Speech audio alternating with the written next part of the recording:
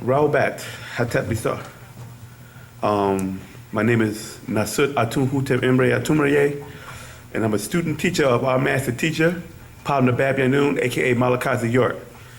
We have been doing these classes since 1967, 63, on up to now, where we have question and answer classes where you can ask questions dealing with our doctrine, which is Wu-nuwaup, sound right reasoning. And if you got any questions, you could be happy to go to the podium and if you have any questions, dealing with our doctrine. I have a question, Hatap. Hatat. When and whom is going to invade the earth real soon? The Draconians are already here. So the invasion has already started already. That's why the master teacher had referred to a book called The Body Snatchers. Are you familiar with a movie called Invasion of the Body Snatchers? This was like an old movie they have updated 3 times already, you hear me? Where they tell you how the extraterrestrials have already infiltrated here on the earth. They were already here. Some were interdimensional beings, some were extraterrestrials, right? And they were already here. Their whole job was to bring down the population of the earth to 500 million. Because now there are 7 billion people on the planet Earth. So what happened is, in order for them to keep the natural resources, they got to destroy or get rid of the people on the planet Earth, because a lot of people have become what you call useless eaters. You know what a useless eater is? Somebody who doesn't do anything. Eat, sleep, and watch TV. You heard that phrase before? This is what they do. They don't contribute anything to society. All they want to do is just eat up all the natural resources and do nothing to contribute to mankind. You feel me? So what happened is there's other beings that's already here. Then you got the ones that they're in contact with, and they tell them to come here. This is what the thing that happened in 9/11. When those 2 towers went down, the Caucasian race lost contact with their overlords. This was also marking the end of the double rule for the 6,000 years. You feel me? So now that they're out of power, the other beings that's coming here for them are coming for the Makasu, or the Caucasian race. Because we want to be like the Caucasian race and want to sit around and say, well, I'm a proud American. But you gotta remember that you're 40-something years removed from racism, when they assassinated Martin Luther King and Malcolm X. And what was the guy? What's the guy? Civil rights. Medgar Evans and some of the people from the Black Panther Party. You feel me?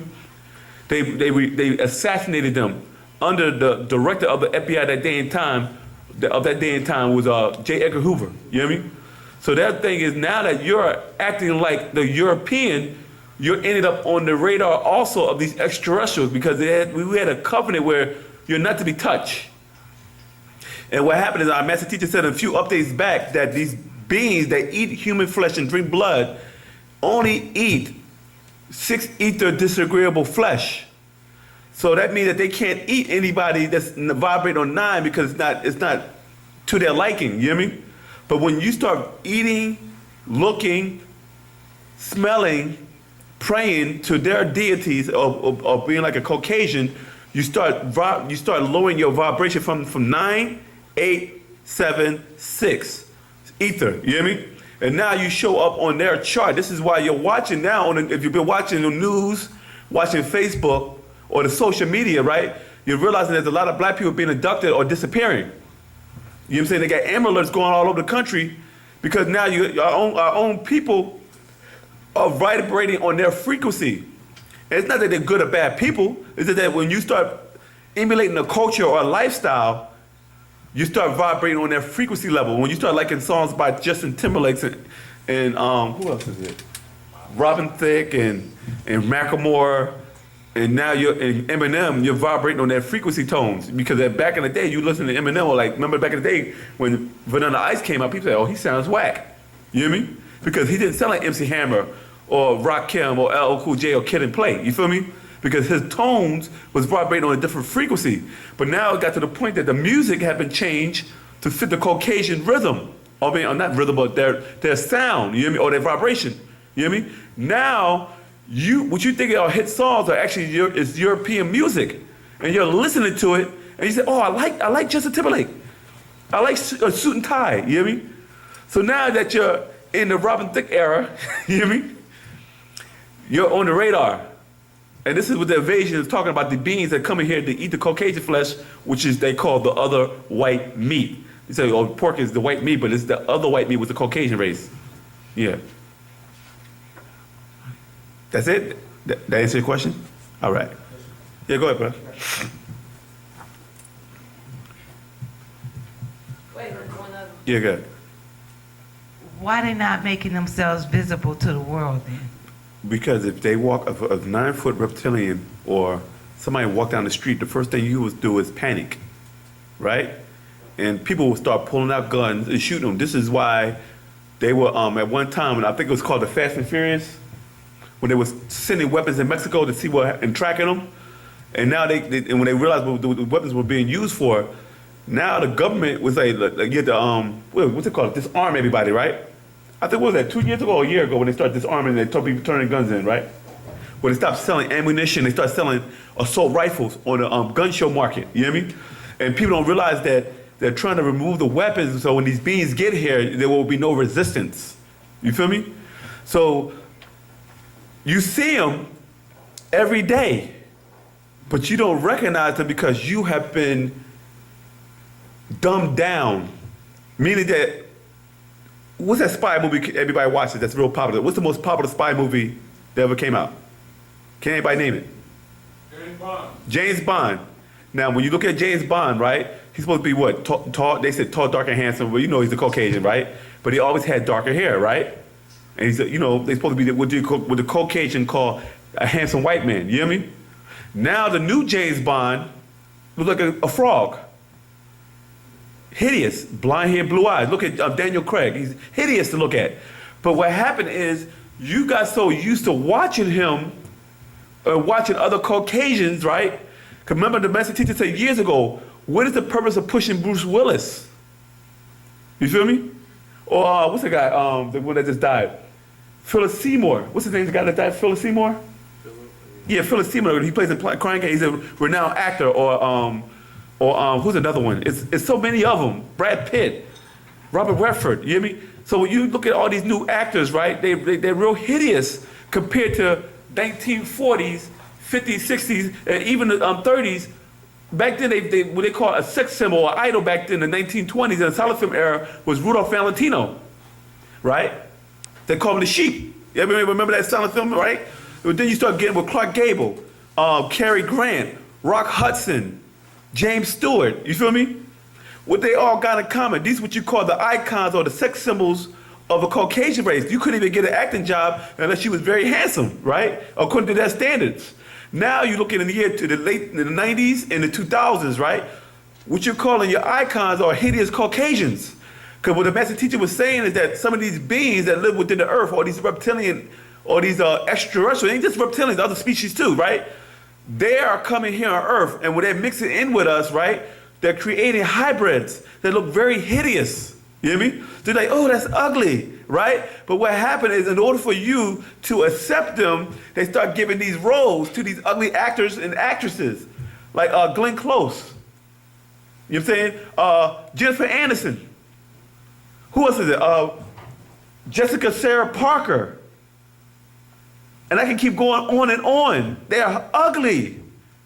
But be like, oh, this woman is the most beautiful. What's the other guy, the new guy? Bradley Cooper. Big old nose like Pinocchio, right? And he's the most beautiful. And people make it seem he's the most, out of the 50 people, the most beautiful person on the planet, right? You hear me? But they push beauty. They even say Sandra Bullock looks good and she looks hideous. You hear me? But this is what happens, right? Then you get used to, accustomed to a Hollywood new look, which is a hideous look, right? Like Barbara Streisand. Exactly. And then what happened is when you see them on the street, you don't even look at it like, but if you go back to 20, 30 years ago, you're like, look at that ugly white man, you hear me? Because back then in the 80s, Glenn Close was ugly, you hear me? She was considered the most ugliest white woman back in that day and time, right? She had almost no eyebrows, she like a monster, you hear me? Like she could be on all of the Monster family, you feel me? But what happened is now you got so many actresses and actors with hideous looks, you be like, oh, that's all good, you hear me? Like Matt Damon and Ben Affleck and you know all these different looks right now. And Mark Warburton, you like, oh, they look good. And McDonough, and you know, we so caught up in the hideous look that you think it's beautiful because the Caucasian says it's beautiful. Then you got black women dressing like transvestites and homorphic, you know, and transsexual. You hear me? And that's the new look. So then when you see a black woman, oh, she's not attractive enough because she doesn't look like a man with a wig. Because, and this is how the extraterrestrials are able to be in front of your face, because you don't look at them as being nothing other than human. When I see him, I say, you don't even look human to me. Like the lady who took over Princess Diana, his new wife, who he's getting divorced from now. You talk about Prince Charles? Yeah. You talk about Camilla, right? Yeah. And she's hideous. Ugh. You'd be like, oh, why would he marry that? Right. I mean, you're a prince. You would think you can get yourself a nice, at least Amber Rose or Kim Kardashian type chick, right? But you know, you get with some Fugarad. You hear me? And this is what happens when you see these beings walking amongst us and you don't even realize it. Can I answer your question? Yeah. Yeah. Go ahead, my brother. You got that question?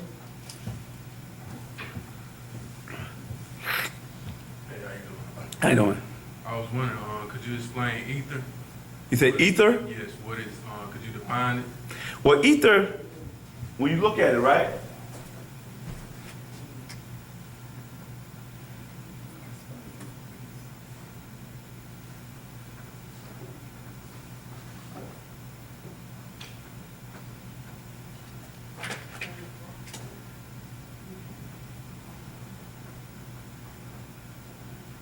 There's three ways that it's spelled in the Old English or the Greek.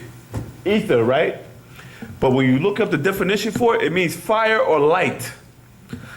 Ether is the vibration that your aura gives off, right? You feel me? You have a physical body, you have a soul, spirit, and then you have the ether. The ether is what the soul contains within itself, because it vibrates on a different dimension. Meaning that when you're dealing with conscious gases, right? This is what you call ether, because non-ether will be a combination of all existing gases in the universes, but it deals with vibration tones, you feel me? So ether is a form of light or energy that we vibrate on frequency-wise, you feel me?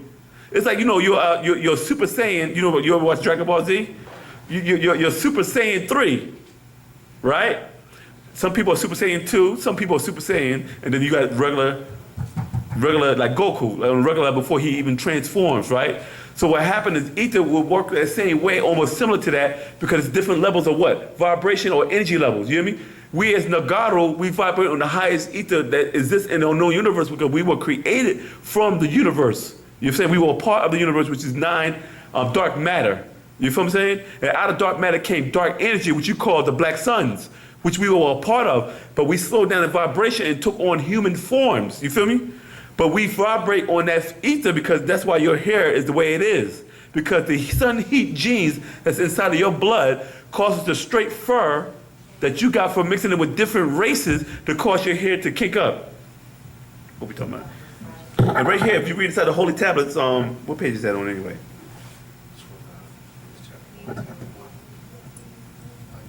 I don't see it.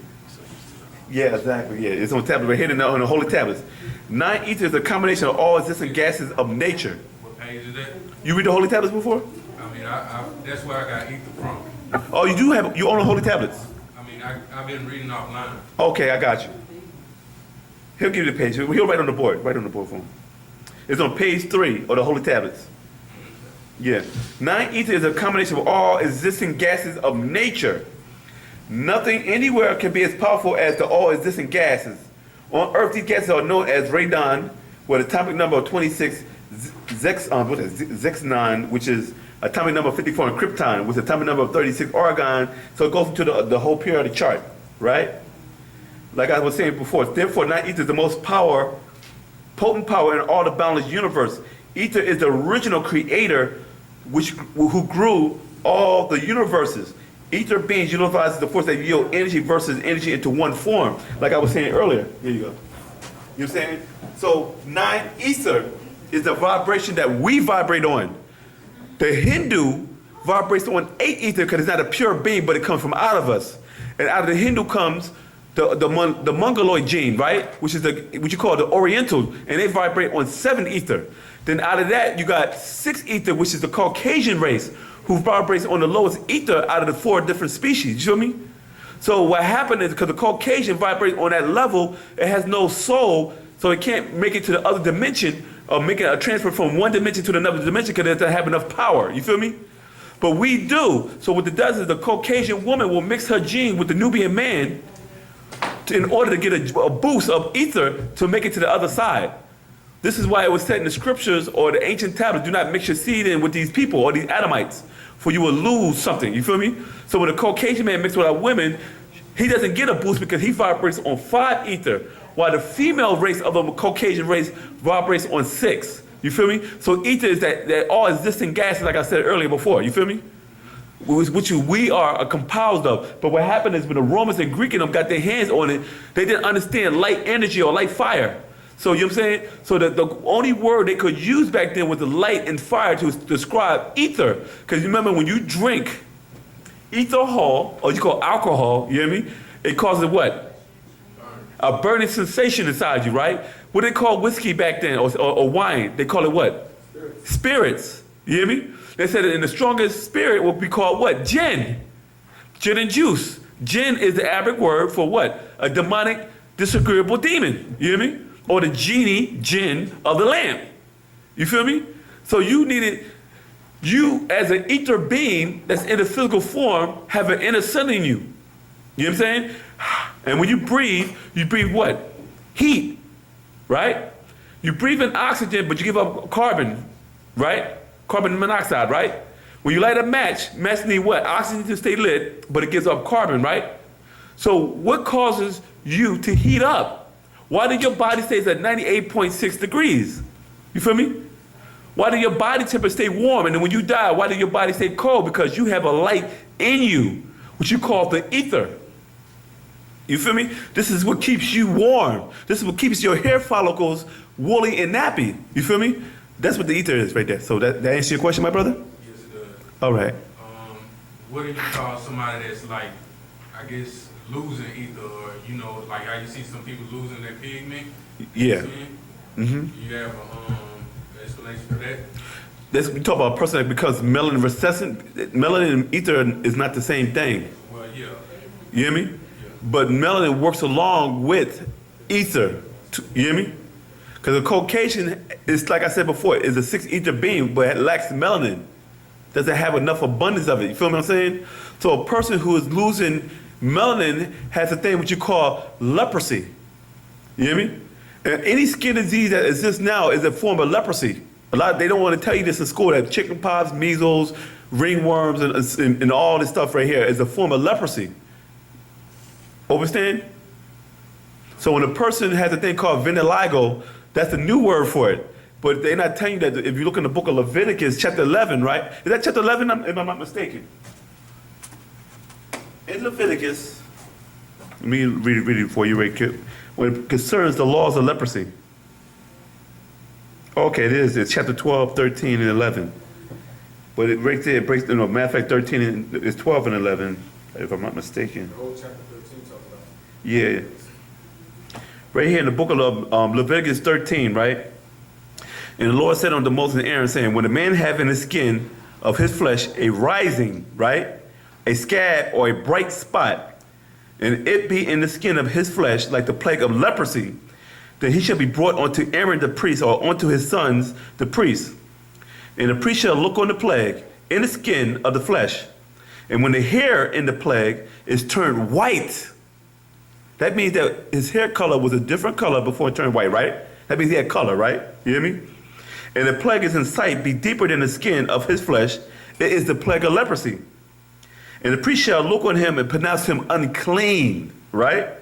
And if the bright spot be white in the flesh of his skin, and the sight be not deeper than the skin, and the hair therefore not turned it white, then the priest shall shut him up, for he has the plague 7 days. And the priest shall look on him on the 7th day, and behold, if the plague in his sight be a stay, and the plague spread not in the skin, then the priest shall shut him up 7 more days, right? And the priest shall look upon him again on the 7th day, and behold, if the plague be somewhat dark, and the plague spread not in the skin, and the priest shall pronounce him clean. Notice he said dark, right? You hear me? It is but a scab, and he shall wash his clothes and be clean. But if the scab spreads much abroad in the skin, after he has seen the priest for his cleansing, he shall be seen of the priest again. And if the priest see that, behold, the scab spread in the skin, then the priest shall pronounce him unclean. It is leprosy. When the plague of leprosy is in the man, then he shall be brought unto the priest, And priest shall see him, and behold, if the rising be white in the skin, and it has turned the hair white, and there be a quick raw flesh in the rising, it's an old leprosy in the skin of his flesh, and the priest shall pronounce him unclean, and shall shut him up, for he is unclean.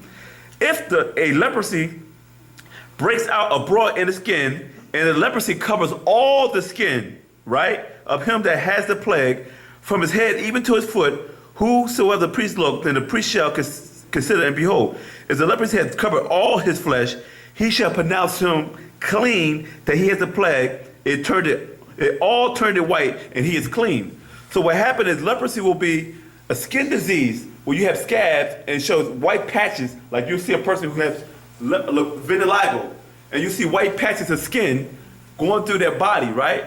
Back then that would be considered unclean leprosy. You hear me? Because you're dying, right? Eventually that leprosy started to what? Spread over their whole skin, and they become what? White. But the priests are saying here in Leviticus 13 is that if the plague of the leprosy of the white skin spreads over the whole body from head to toe, then they consider you clean, but you still had leprosy. This is why they were called leopards. They're clean leopards. Unclean leopard will be open sore scabs, the different stuff, that you call chickenpox, measles, and all the different things. That will be unclean leprosy because it's contagious. You hear me? But once it's all clean, then there's no open sores or nothing, then you can't catch the leprosy, you feel me? Or the skin disease.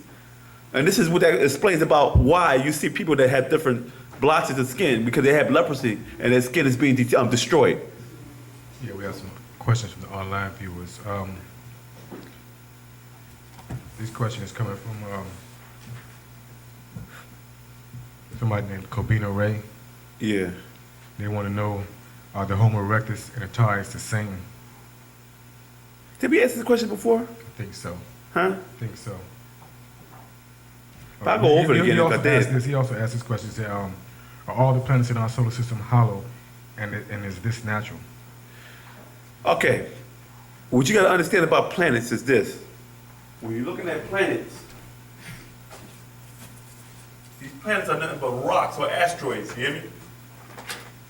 Some are oval, some are circular, some could be oval, some could be just fragments, right? You hear me? You see this right here? But what happened is that when you deal with centrifugal forces, right, when the planet Earth rotates, or these planets rotate on their axis, right, it creates a sphere around it. You hear me? Where these different elements, like we call atmospheres, are trapped within the gravitational pull of these so-called rocks. You hear me? Some rocks are solid, some rocks are or hollow. You feel me? But the whole thing about it is this, is that when these things spin at its centrifugal forces, right, the gravity, it will trap them into what you call the spheres. If these planets will stop revolving, right, or rotating, right, the water will dissipate from off these planets. The atmosphere will dispense from itself, right? Because there's no gravity holding it together. You feel me? The reason why we're able to walk on solid ground is because the planet Earth is moving.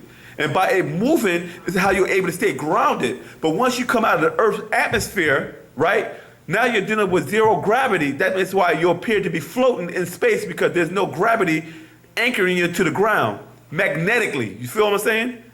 So would that answer that question right there? And you can find some of this information in some of the books that Massachusetts put out called Is This in How and Why Science of Creation? Okay.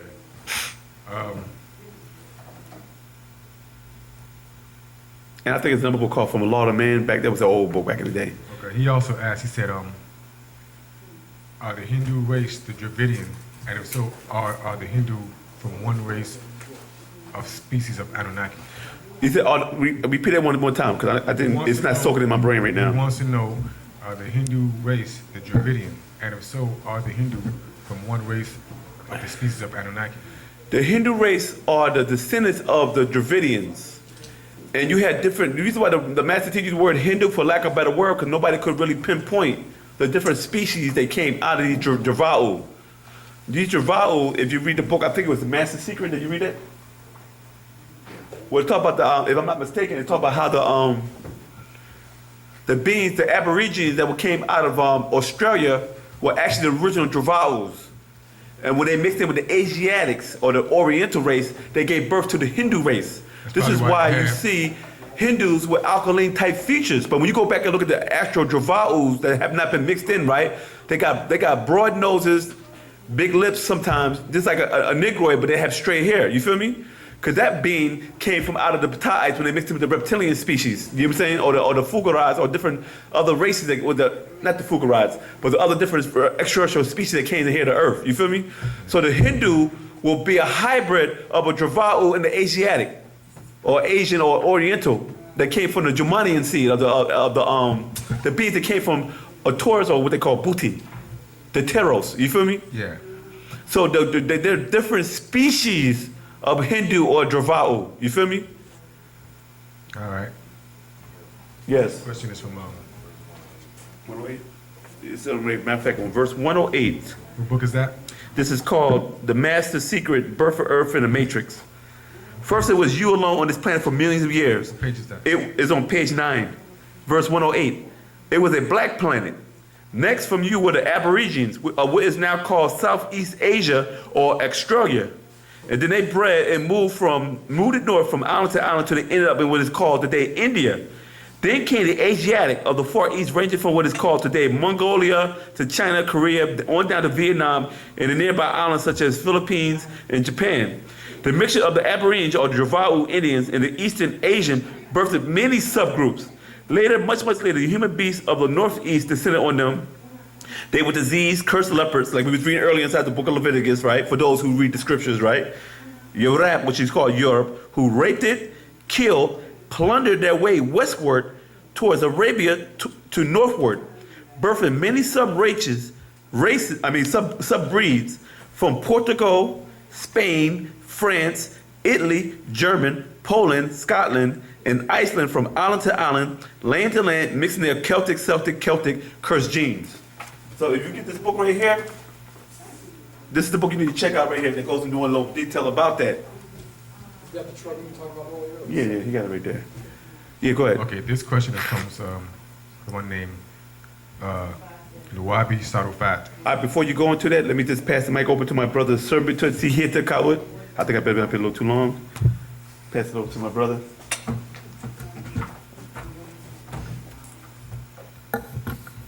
What's up? That's it.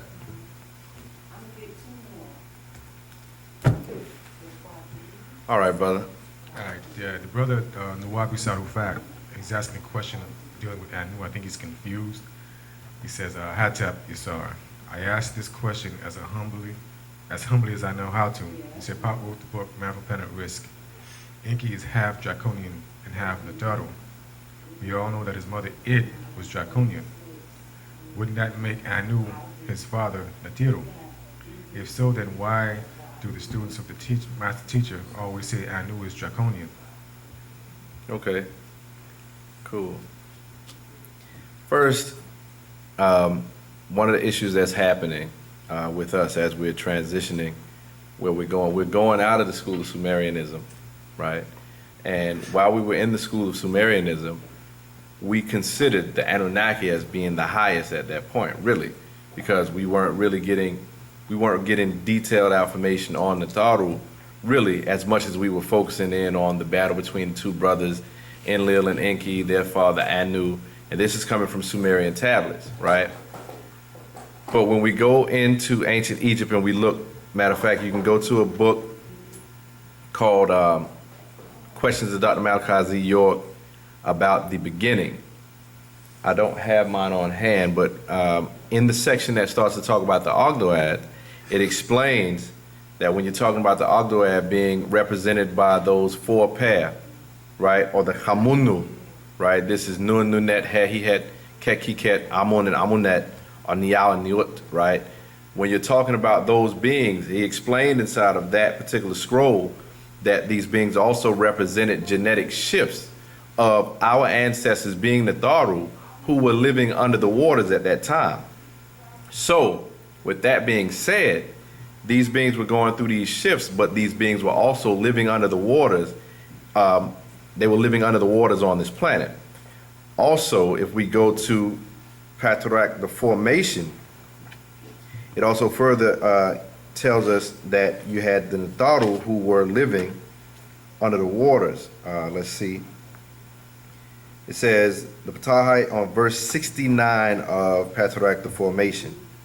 And I think I'm going to read from verse 69 to, I think 77. It says, as Patahite females growing 4 feet and 5 inches, the males 5 feet and 4 inches, called the hydropygmy by the giants who came to Taha, planet Earth, whose females were 7 feet tall and the males Tasu, or 9 feet tall. And remember, Wu-nuwaupu, Nuwaupians, the original Jasad, flesh, and Damam, blood deities, Planetary, on Kawak, Taha, planet Earth, birthed the first world people, Panagaru, the Negroids, on this orb, Taha, Earth, had to be sufficiently prepared by natural nature, spiritually and physically, as well as mentally, to withstand the great heat and also the high humidity of a very young and most powerful atmosphere, which existed at birth and beginning of this Wahumakwan, or universe. This atmosphere attracts our Salafu ancestors still. You, Patahites, Nubans, were the very first to stand, walk, and speak here. The first creation was in the deep waters. Then you were thrown on the dry land, Saka, land, by natural occurrence or natural occurring events in nature such as tidal waves, hurricanes, and tsunami. Remember, this was long before any other humanoids. The female spoke the first words 54,000 years ago. This seed was survivors. Many did not survive and died off with the original 9 races to remain, and only 4 features of our own race, Patahites. So like I said, I went from verse 69 to 77 in Patarak, called the formation. Okay, so when we're talking about that particular Patarak, we're talking about the fact that it explains to us that Natharu were indeed living under the waters first. So you had beings who were living here under the waters before you ended up having Anu come here 500,000 years ago. When you're reading that book, Questions of Dr. Malachi Z. York about the beginning, it explains how you had shifts occurring all the way back 17,250,000 years ago, while these beings, the Ogdoad, were actually living under the waters. Also, when you go to the Holy Tablets and you go into chapter 3, when it's talking about Alelu, known at that point as Sidious, and it's talking about the serpent people and the dragon people that were here under the waters, they actually were already here building. They're responsible for those tunnels under the waters. They're responsible for the energy grid on this planet, right? And with that being the case, it says in the Holy Tablets that they had peaceful ways. And the reason why Sidious or Alelu didn't want, or he was worried about dealing with Anu when he came, is because they were afraid of their disagreeable ways, calling the Anunnaki in that sense disagreeable. Okay. Now here's the other thing. Anu and Alelu had already known each other prior to this event, right? So what we're learning now is when we say reptilian or when we say draconian, that's not necessarily saying a negative connotation to a being, because you're still talking about reptilian beings and reptoid beings. And there are many different species of reptilians. Exactly. And as we're beginning to get more information now, we're understanding that you have disagreeable reptilians and you have agreeable reptoids. I think the confusion is, I think everybody thinks that all the reptilians are working together. Exactly. And people also have to understand, like when you go to the Ashtat scroll on page 3, when it starts listing schools, it says Sumerianism is one of those schools. So, of course, if we were going through the school of Sumerianism, then according to that school, then who's the highest on the totem pole in Sumerianism? Anu, right? If we go back and we're in the school of Islam, then you say Allah. You know what I'm saying? If we're in the school of Christianity, then we say, well, is the Father, the Son, and the Holy Ghost. The titles change. You see what I'm saying? So the titles change, but it's not only titles changing, as I was explaining when I was speaking to a brother earlier today. What we're beginning to understand is this. When you're talking about Sumerianism, when you're talking about those 2 tablets that Moses was given back to his people from that covenant that Abraham had already made prior to, those 2 tablets that you're talking about are actually the Atrahasis and the Enuma Elish, which are Sumerian tablets. Why Sumerian tablets? Because what was happening during that time in Mesopotamia, after you had these beings being grafted, this mankind, who you end up seeing as this Caucasoid race now, right, having Pleiadian DNA as well as reptilian DNA within themselves. And then they had more mixtures having the canine, the porcine, and simian inside to make them, right? Right. All those experiments were actually being made and being done in Mesopotamia, but that was all dealing with the Caucasoids. That's what we're learning now. We're understanding that while we were in the school, it made sense for us to put ourselves in that position. Because just like every other school, we had to place ourselves in a position to actually feel what it feels to be inside of this school. You felt what it felt like to be a Muslim. That's why when we moved and shifted out of Islam, you literally had people who got off of the path just because they were so in love with the religion.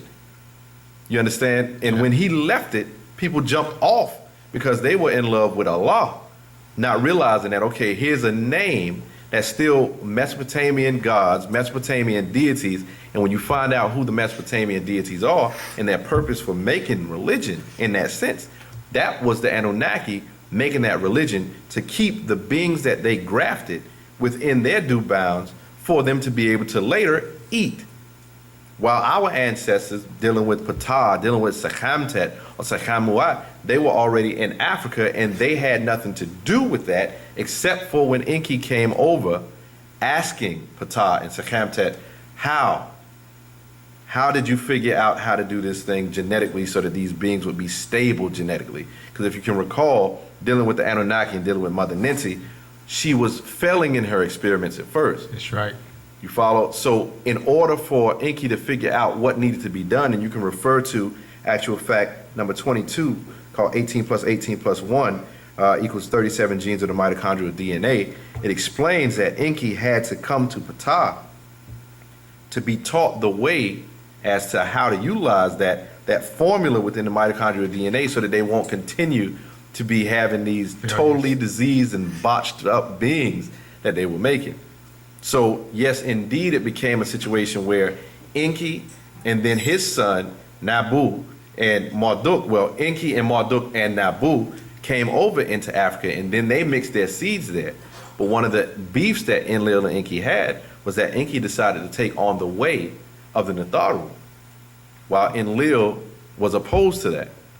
So there's now we're in this outformation where we're receiving more updates, which is why when we have our classes on Tuesday, we call it outformation class and updates. What's happening is we're bringing this outformation that we've been receiving from the Holy Tablets, period. And as the Master explained, he said the Holy Tablets is indeed outformation, but he said it's outdated outformation because it was still written in a way at that time, being that we were coming out of religious schools. We had to still take baby steps out of religious school to be able to step into where we are now. This is Wu-nuwaup. He said, now you're in the hereafter. Now you're in the time where you can get what I actually came to give. So that's where some of that confusion is coming in. And so then the best thing we can say for going forward is that, like one of the sayings of the Master is, all the power one needs is patience. So we have to maintain our patience as students because he's still feeding us more. You follow? Refer to my brother, the extraterrestrial. And this is information that he had been speaking with our clan mother since like 2004 about, where he was giving the jewels at that time, but we couldn't receive it yet. Okay. Everybody wanted to be under Anu rather than saying, oh, there's more. You follow? All right. Here's a question. And like I said, go to, Okay. go to that 18 plus 1. And if you go in and you go towards the back of that actual fact, and we get to, give me 1 second and I'll just give those verses. You go to verse 172. Let me just read it real quick. Of what? What book is that? Number 22, 18 plus 18 plus 1. It says, now the initial approach of the Anunnaki, Ninhasag, or Ninti, sister of Enki and Enlil and daughter of Anu, was to break up chromosomes into pieces of DNA, inject those pieces into cells, and then search for ones that could replicate unaided. However, there was a problem. Because of the diseased genes of the Kakasu, any DNA pieces she injected immediately infiltrated and hijacked the replication centers. So, Enki with Ptah of Panatharu in Afahreika, Africa, came with a solution. Ptah knew that the circular pieces of DNA cannot hop onto chromosomes because they have no sticky ends. So he concealed Ninhursag's pieces of DNA inside a circular structure. That plan worked almost immediately. Ptah found pieces of DNA that could replicate under their own steam, then make the DNA piece big enough. Nearly all DNA piece larger than 9,000 base pairs is able to replicate. Then, Enki of the Anunnaki did his part after Ninti or Ninhursag made the mistake. Once done, they gave it to the Kamahu Pleiadians, so now they had the blueprints also and inserted artificial structural proteins in the bacterial DNA.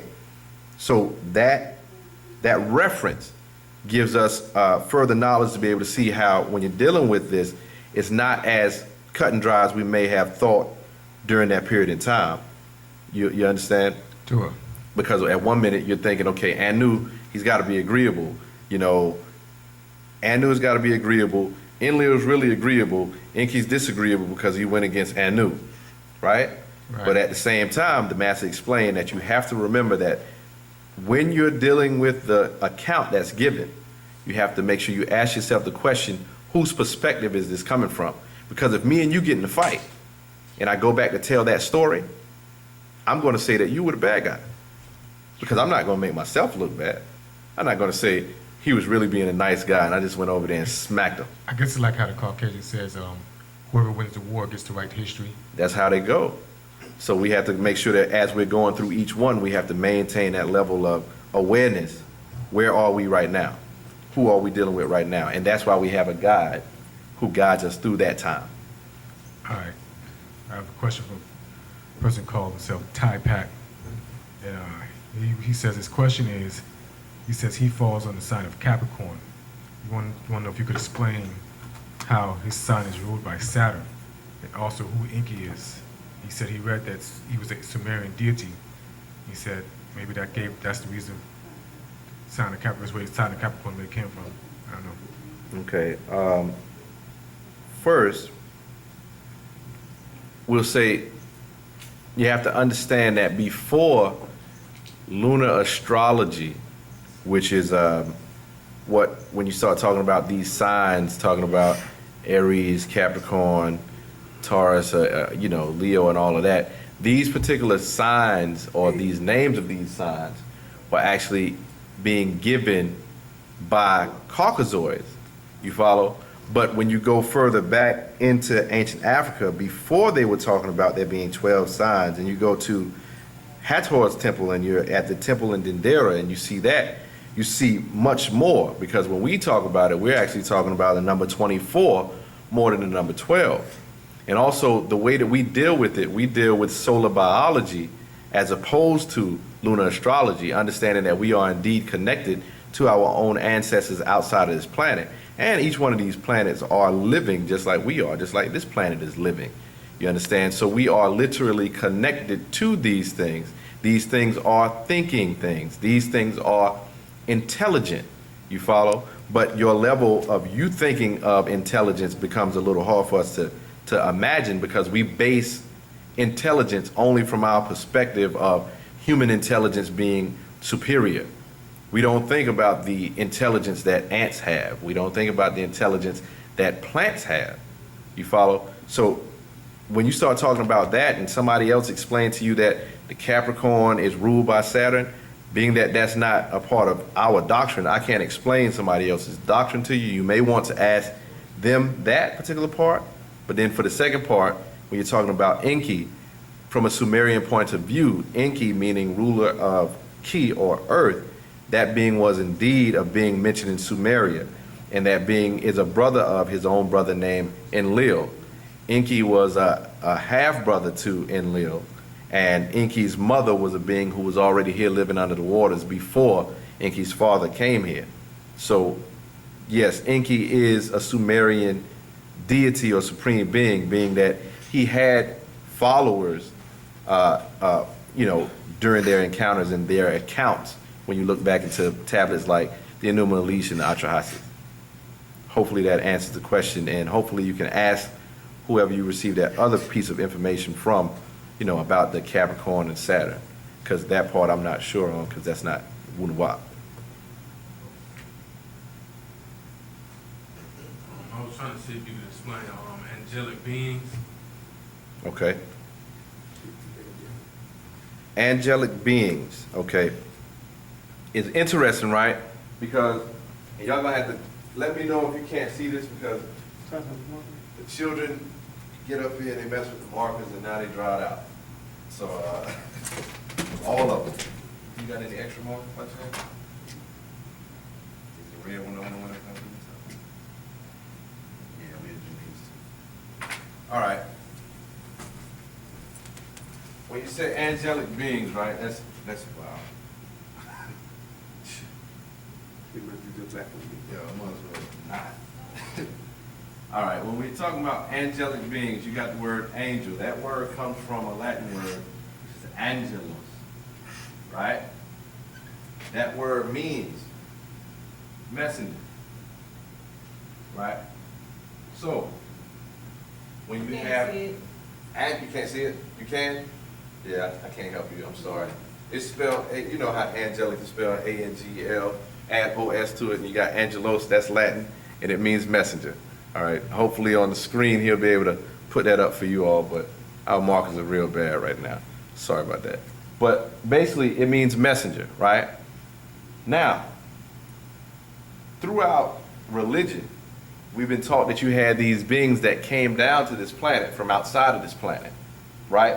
So by definition, if anything comes from outside of this planet, that means it's above and beyond or extra, right? And then this planet that you call Earth, another word that you use for Earth, is also terrain or terra. So like when you're saying that the Earth is forming itself, we call that terraforming. It's talking about the Earth forming. So you're dealing with terrain. So you're dealing with Earth when you say terra. And then when you say astral, you're talking just like what we said earlier when the brother was talking about lunar astrology. You're talking about something that's of or pertaining to the stars. So if you ask a person, where is God? Or where is heaven? 9 times out of 10, they're going to say, up there. And when they say up there, the context that they're saying is off this planet, outside of this planet, somewhere out there, beyond this planet, right? So, if you had any beings who came down to this planet, or any things that came down to this planet, such as meteors, asteroids, all these things are, by definition, extraterrestrial or extraterrestrial. You follow? I know you're new to this, that's why we're going at this pace, okay? So by definition, all those things are extraterrestrial, right? Okay, so if there's ever been an account of beings coming to this planet to help or to hinder, right? To build or to destroy, right? Any beings that came down to this planet from outside of this planet were extraterrestrial beings. So when you say that a being is an angelic being, angelos means messenger, so the being has a message. But when you say where this being came from and you said it was off this world, then that being is extraterrestrial, by definition. If anybody says, where is God? And they say, well, he's in heaven. You say, so he's not here. He's extraterrestrial, by that definition. Now, when you go to older stories and accounts in history that predate your Bible, you find that there was no problem in these beings accepting that they had beings coming from outside of this planet, coming down to this planet, and then having a hand in creating people and doing different things on this planet. So it was already understood that those beings were extraterrestrial already. This is one of the reasons also why you say these beings are supreme beings, because not only were they extraterrestrial as far as their location, but when they came from where they came from, they were coming from older worlds with older knowledge. So their thinking was superior to the beings that they created on this planet. So that makes them supreme by that definition as well. So when you ask the question, can you explain angelic beings as accounted for, I'm assuming, and tell me if I'm correct or wrong, as being accounted inside of religious understanding of angelic beings, which is really the only place that you have mention of them, then you're talking about extraterrestrials encountering with human beings on the planet. So that's what angelic beings are. Some people will say, oh man, that's far-fetched. But then we say, well, guess what? For you to be on this one planet, inside of this one solar system, that's a part of this one galaxy, and there's billions of galaxies, and even more suns, trillions of suns. and beyond that, and you think that your life form is the only form that there is out of all these balanced multiverses, that will be much more far-fetched for you to say that this life form is the only life form that there is, for you to say that there is no life anywhere else. That would be more far-fetched. You understand? Especially with all the evidence that goes against that notion. You follow? So yeah, so that's what angelic beings are. Angelic beings are beings from outside of this planet, and they have their own message. Some message is not for us. Some message is for somebody else. So, are there, do angelic beings still come in today or extra? You do. You're dealing with when you, all right, I like to sound crazy because like the master teacher said, when I sound crazy, you know I'm in good company. You follow? You're dealing with an extraterrestrial being right here, number one. There's a book, it may be back there on that table. It's called My Brother the Extraterrestrial. Okay? You're dealing with a being who incarnated on this planet from outside of this planet. But don't put yourself in such a position where it says, yo, that don't make sense. Because the reality is, before you incarnated yourself into this physical body, you were outside of this planet as well, were you not? I'm not sure. Right, but you know that you existed. Because if we say that God always existed, from a religious point of view, right? If God always existed and you existed always as a part of God, right? Because how could you not?